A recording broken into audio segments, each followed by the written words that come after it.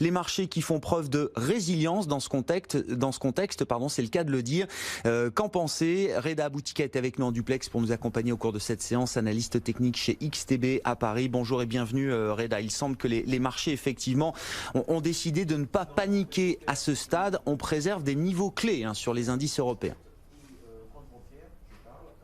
Oui, tout à fait. Donc, les indices européens ont poursuivi leur rebond dans le sillage de Wall Street.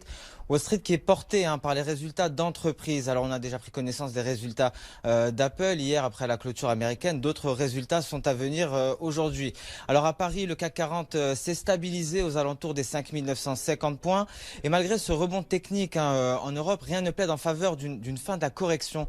Seul un comblement du gap de début de semaine et une clôture au-dessus des 6 000 points nous permettraient d'envisager une reprise de la hausse. Alors, le scénario que nous privilégions actuellement chez XTB, c'est un échec sous ce gap baissier accompagné d'une éventuelle reprise du repli en direction des 5 670 points pour le CAC 40.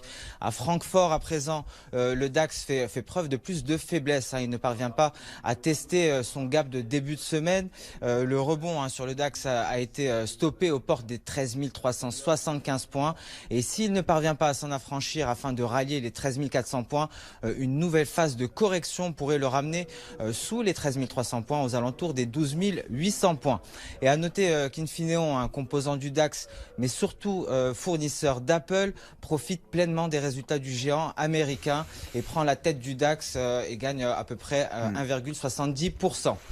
Sur le marché d'échange à présent, l'euro-dollar continue de glisser. Il tente actuellement de passer les indices à quelques heures du compte-rendu du FOMC. Donc on ne s'attend pas à une baisse de taux. Le statu quo est attendu. Donc c'est principalement le verbal de Jérôme Powell qui sera déterminant.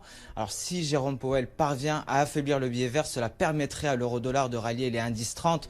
En revanche, si le renforcement du dollar américain se poursuit, l'euro-dollar pourrait aller chercher son prochain niveau technique aux alentours des 1,0950. Oui, effectivement, on est sous indice au moment où on se parle, 1,0995 pour la parité euro-dollar à quelques heures maintenant de la conférence de presse de Jérôme Powell. Merci beaucoup Reda, on vous retrouve en fin de séance en Europe, bien sûr, autour de 17h30.